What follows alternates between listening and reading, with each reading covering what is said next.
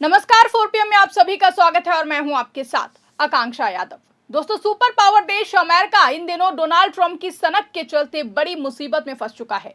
खबर है कि एक और जहां सीज फायर के बीच ईरान ने एक ऐसी चाल चल दी है जिससे अमेरिकी सेना घबरा उठी है, तो वहीं ट्रंप खुद ईरान से फोन पर कनेक्ट होने को मजबूर हो गए हैं, जिससे अब बात सुपर पावर देश अमेरिका की नाक पर बनाई है। तो आखिर ईरान ने ऐसी कौन सी चाल चल दी है जिससे अमेरिकी सेना समेत ट्रंप में खौफ पैदा हो गया है और तो और ट्रंप को ईरान से बात करने पर मजबूर होना पड़ा है। सब कुछ आपको एक एक करके बताएंगे और ये भी बताएंगे कि कैसे जब ट्रंप ने राइफल के साथ फोटो शेयर करते हुए ईरान को धमकी दी और कहा कि अब ज्यादा नरमी नहीं बरतेंगे, तो कैसे अमेरिका के खिलाफ ईरान यूएन पहुंच गया और सीज फायर होने के बावजूद अमेरिका की समुद्री डकैती को एक्सपोज करके रख दिया है। दरअसल ईरान और अमेरिका के बीच चल रहे तनाव के बीच एक नई और दिलचस्प तस्वीर सामने आ रही है।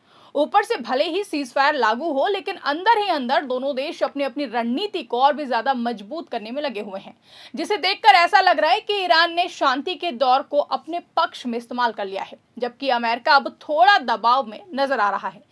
सबसे पहले समझते हैं कि आखिर हुआ क्या है। तो आपको बता दें कि अमेरिका और ईरान के बीच में फिलहाल सीज फायर यानी कि युद्ध विराम लागू है। आमतौर पर ऐसे समय में देश बातचीत को आगे बढ़ाते हैं, लेकिन यहाँ मामला उल्टा पड़ गया है। ईरान ने इस मौके का इस्तेमाल अपनी सैन्य ताकत को छिपाने और मजबूत करने के लिए किया है। रिपोर्ट के मुताबिक ईरान ने अपने कई बैलिस्टिक मिसाइल लॉन्चर को इतनी अंदरूनी जगहों पर शिफ्ट कर दिया है कि अब वो अमेरिका की मौजूदा मिसाइलों की पहुंच से बाहर हो गए हैं, जिससे अमेरिकी सेना घबरा उठी है और ट्रंप से ब्रह्मास्त्र की मांग कर रही है, क्योंकि अमेरिकी सेना को अब यह महसूस हो गया है कि उनके पास मौजूदा हथियार ईरान के इन छिपे हुए ठिकानों को निशाना बनाने के लिए पर्याप्त नहीं है, कम है।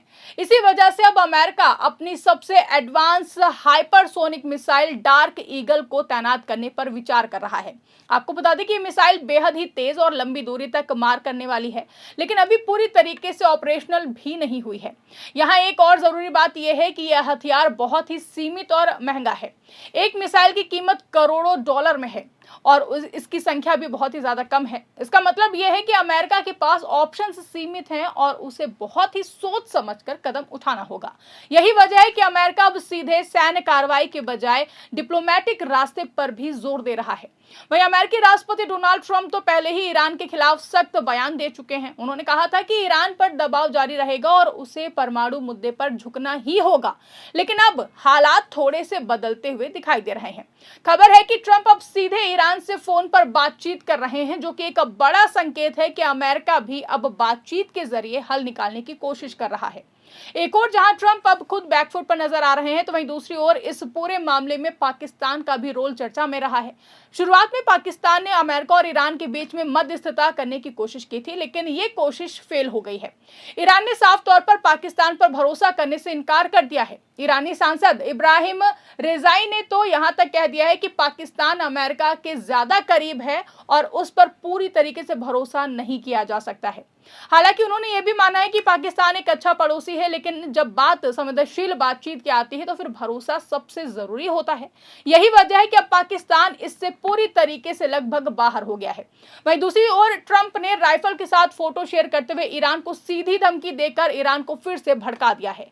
ट्रंप ने कहा कि जल्दी समझदार बनो, अब ज्यादा देर नरमी नहीं बरती जाएगी, जिसके बाद गुस्साए ईरान ने अमेरिका के खिलाफ यूएन पहुंच गया है और ईरान ने अमेरिका के खिलाफ संयुक्त राष्ट्र में शिकायत की है। तेहरान टाइम्स की रिपोर्ट के मुताबिक चिट्ठी में ईरान ने अमेरिका पर कई गंभीर आरोप लगाए हैं। ईरान का कहना है कि अमेरिका ने उसके जहाजों को जब्त करके समुद्री डकैती की है। आज सत्ता की आंखों में आंखें डालकर पत्रकारिता करना मुश्किल हो गया है। हमारे 4 PM नेशनल यूट्यूब और फेसबुक चैनल को, जिसे आपका प्यार और विश्वास हमेशा से मिलता रहा है, उसे बंद करके सरकार ने यह साबित कर दिया है कि वो आपके सवालों से कितना डरती है। मुश्किल दौर है, लेकिन हम ना रुके थे और ना ही रुकेंगे। हम सच के लिए हमेशा लड़ते रहेंगे। ऐसे में 4 PM यूपी को ज्यादा से ज्यादा ज्वाइन करें और स्वतंत्र पत्रकारिता को जिंदा रखने के लिए जितना हो सके उतना हमारा आर्थिक सहयोग करें। आपके सहयोग से ये जंग हम जीत कर रहेंगे। इस बीच एक और दिलचस्प पहलू सामने आया। आपको बता दें कि डोनाल्ड ट्रंप और व्लादिमीर पुतिन के बीच लंबी फोन पर बातचीत हुई है। करीब 90 मिनट तक चली इस बातचीत को क्रेमलिन ने दोस्ताना और प्रभावी बताया है। इस दौरान ईरान, यूक्रेन और अन्य वैश्विक मुद्दों पर चर्चा हुई है। इसका मतलब साफ है कि अमेरिका अब इस पूरे मामले में रूस को भी एक अहम खिलाड़ी के रूप में देख रहा है। अब सवाल उठता है कि क्या अमेरिका वाकई बैकफुट पर आ गया है? तो इसका जवाब पूरी तरीके से हाँ या फिर ना में देना आसान नहीं है, लेकिन इतना जरूर कहा जा सकता है कि ईरान ने इस बार रणनीतिक बढ़त हासिल कर ली है। उसने बिना सीधे टकराव के अपनी सैन्य स्थिति मजबूत कर ली है, जबकि अमेरिका को अब अपने ऑप्शंस पर दोबारा से सोचना पड़ रहा है और बार बार उस बारे में एक रणनीति तैयार करनी पड़ रही है। दूसरी तरफ भारत भी इस पूरे घटनाक्रम पर नजर बनाए हुए है। ईरान के विदेश मंत्री सैयद अब्बास अरागची और भारत के विदेश मंत्री एस जयशंकर के बीच हाल ही में बातचीत हुई है।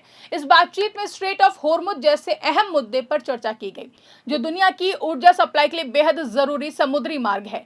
ये बातचीत इसलिए भी महत्वपूर्ण है क्योंकि अगर इस क्षेत्र में तनाव बढ़ता है तो फिर इसका असर पूरी दुनिया की अर्थव्यवस्था पर पड़ सकता है, खासकर तेल की कीमतों पर।